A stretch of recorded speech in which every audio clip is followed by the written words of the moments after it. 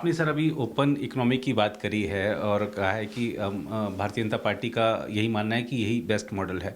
अरविंद पनगड़िया जी जो कि नीति आयोग के पूर्व प्रमुख रहे हैं, उनका एक बयान हाल ही में आया। उन्होंने कहा कि जो विकसित देश हैं उन्होंने कुछ क्षेत्रों को छोड़कर चाइना की इन्वेस्टमेंट का स्वागत किया है, तो भारत को भी इस ओर ध्यान देना चाहिए। हम देखते हैं कि बहुत सारे मुद्दों को लेकर भारत चाइना के बीच में जो तनाव है और एक एंटी चाइना सेंटीमेंट है, तो उसको देखते हुए क्या सरकार को चीनी निवेश का स्वागत करना चाहिए?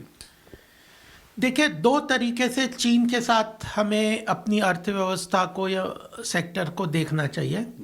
धीरे धीरे चीन के साथ हमारा ट्रेड बढ़ता जा रहा है। सरकार ने भी काफ़ी रेस्ट्रिक्शन लगाई, फिर भी अगर आप देखेंगे तो भारत चीन का जो व्यापार है वो पीछे सालों में बढ़ा है।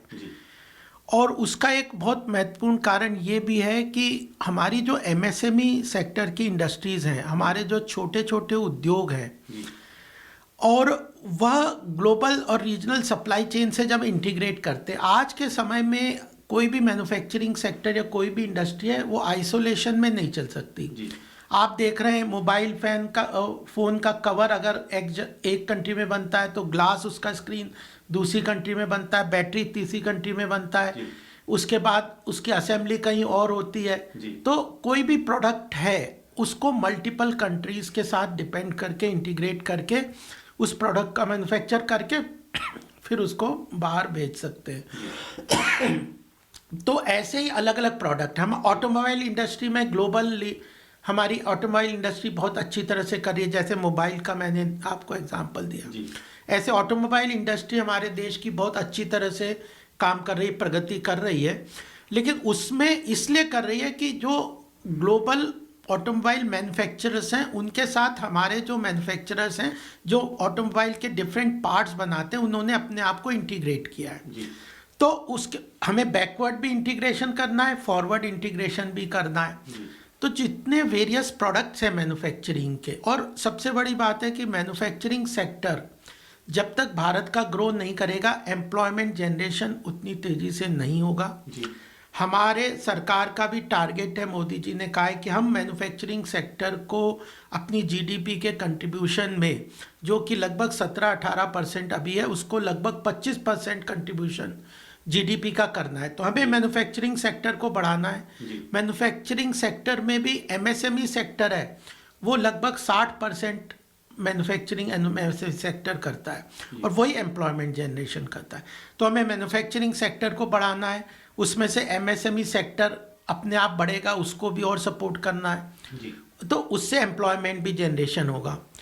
और मैन्युफैक्चरिंग सेक्टर को बढ़ाने के लिए हमें रीजनल सप्लाई चेन, जिसको मैंने आपको एग्जांपल दिया मोबाइल का और ऑटोमोबाइल का, रीजनल सप्लाई चेन और ग्लोबल सप्लाई चेन में मैन्युफैक्चरिंग को फॉरवर्ड इंटीग्रेशन और बैकवर्ड इंटीग्रेशन, अलग अलग जगहों से प्रोडक्ट खरीद के जो हम नहीं बनाते, जहाँ कहीं और से सस्ते बनते हैं, उनको लेके असेंबल करके कुछ प्रोडक्ट वैल्यू एडिशन करके हमें एक्सपोर्ट के ऊपर जाना है।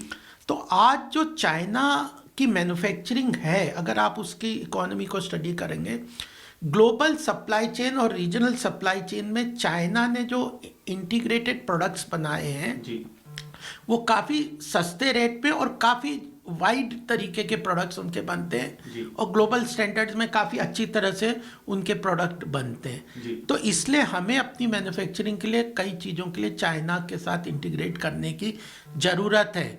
इसलिए जब हम एक्सपोर्ट भी करते हैं, जब हम एक्सपोर्ट करते हैं अपने मैन्युफैक्चर प्रोडक्ट्स का, तो हमें चीप इंपोर्ट्स के पार्ट्स के ऊपर भी डिपेंड करना पड़ता है। इसी कारण है कि चाइना के साथ हमें कई चीज़ों में इंटीग्रेट करना पड़ता है, जो अरविंद पनगड़िया जी ने कहा है और जो हम ग्राउंड लेवल पे देखते भी हैं कि जब हम एक्सपोर्ट बढ़ाते हैं तो हमारा इंपोर्ट भी कुछ पार्ट बढ़ता है और उसमें हम वैल्यू एडिशन करके हम एक्सपोर्ट करते हैं।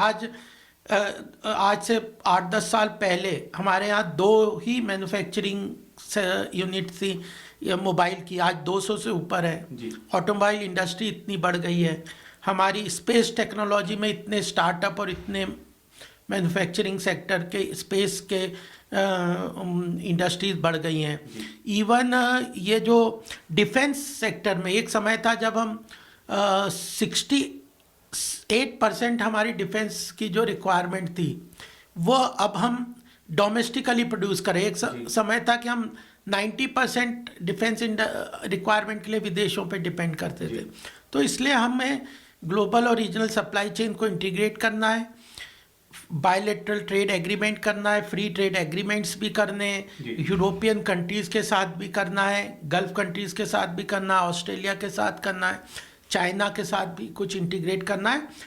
अगर हमें अपनी इकोनॉमी को अच्छी तरह से विकास की तरफ और तेज़ी से ले जाना है तो केवल डोमेस्टिक डिमांड मार्केट के ऊपर ही हम डिपेंड नहीं रह सकते, हमें एक्सपोर्ट के ऊपर भी ध्यान करना। आज भारत की जो इकोनॉमी है वो ग्लोबल लेवल पे कॉम्पिटिटिव रूप से खड़ी होगी, तब हम विकसित भारत के रूप में खड़े होंगे। इसलिए हमें सारे जो सप्लाई चेन्स हैं उनको इंटीग्रेट करके चलना है। उसमें चाइना भी है, ऑस्ट्रेलिया भी है, यूएई भी है, यूरोप भी है, अमेरिका भी है, इंडोनेशिया भी है, बांग्लादेश भी है, फिलीपींस भी है, कोरिया भी है। इन सब के साथ जब हमारे मैन्युफैक्चरिंग सेक्टर को हम सर्वांगीण रूप से देखेंगे तो हमारा मैन्युफैक्चरिंग सेक्टर तेज़ी से बढ़ेगा। हमारे यहाँ एंटरप्रेन्योरशिप बहुत है, हमारे यहाँ पे लेबर भी बहुत है, हमारे यहाँ पे लैंड वगैरह रिसोर्सेज भी बहुत है। तो मुझे लगता है कि ये व्यापक दृष्टिकोण से हम अपने मैन्युफैक्चरिंग सेक्टर को बढ़ाएंगे और सरकार भी इसी तरफ सोच रही है। अरविंद पनगरिया कुछ ऐसे इकोनॉमिस्ट हैं जो फ्री मार्केट और उस पर बिलीव करते हैं, तो इसलिए उन्होंने वो स्टेटमेंट दिया, लेकिन मैंने अपना पर्सपेक्टिव भी उनके विचारों के साथ जोड़ते हुए रखा है।